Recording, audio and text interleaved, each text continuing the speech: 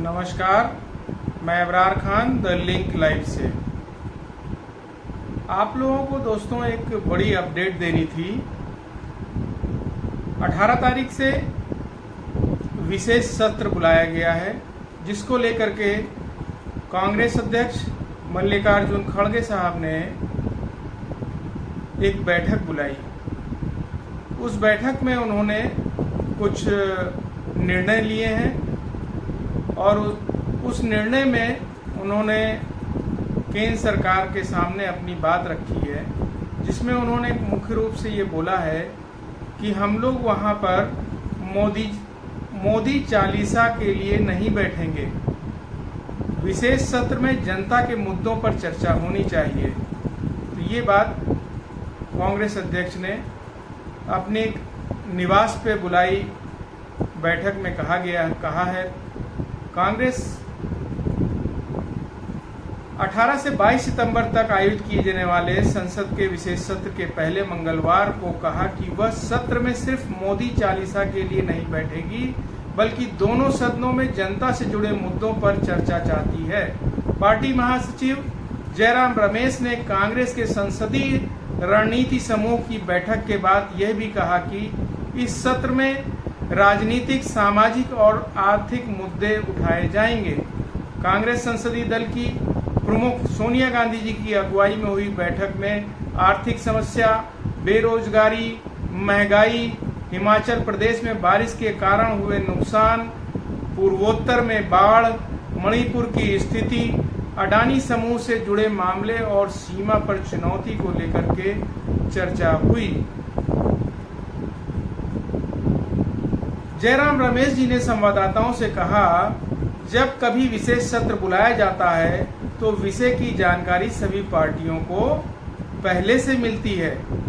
पार्टियों के साथ बातचीत होती है, मोटे तौर पर एक एजेंडा तय किया जाता है, तो इसके बाद विशेष सत्र बुलाया जाता है।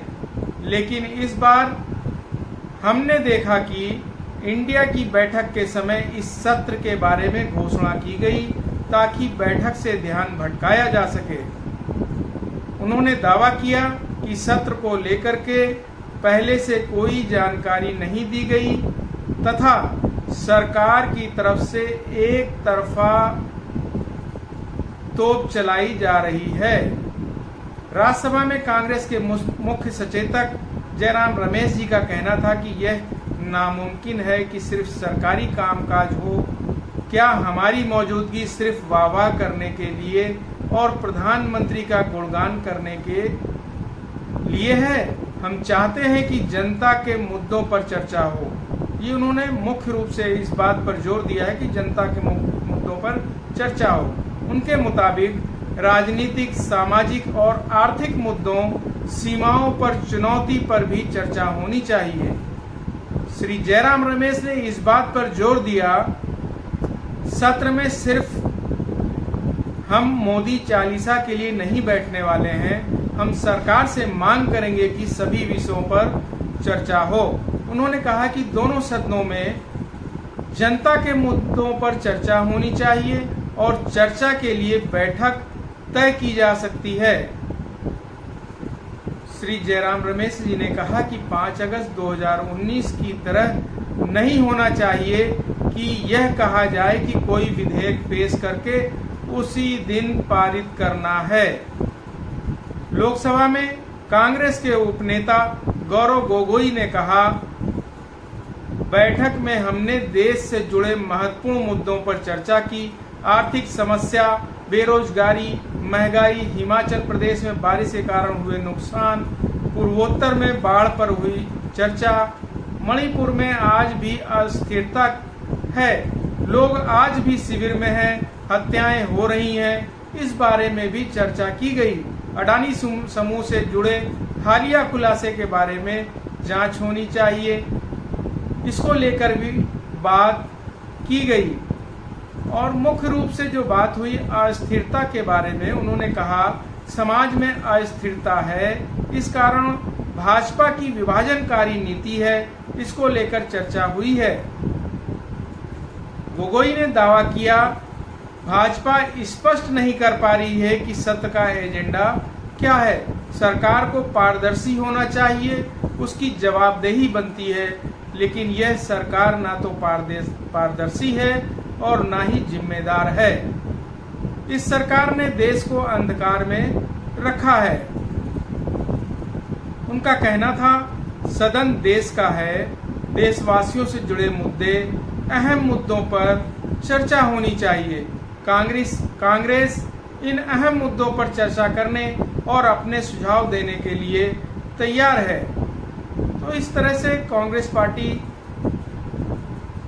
ने जो आज चर्चा की, उस चर्चा में मुख्य रूप से इसी बात पे चर्चा हुई, जो बैठक हुई वो हुई मल्लिकार्जुन खड़गे साहब के निवास पर हुई, जहां पर सभी पार्टी के लोगों को बुलाया गया। जो मुख्य मुद्दे हैं उन मुद्दों पर अपनी बात को रखा गया कि जो जनता के मुद्दे हैं हम लोग सिर्फ और सिर्फ उस पर बात करेंगे।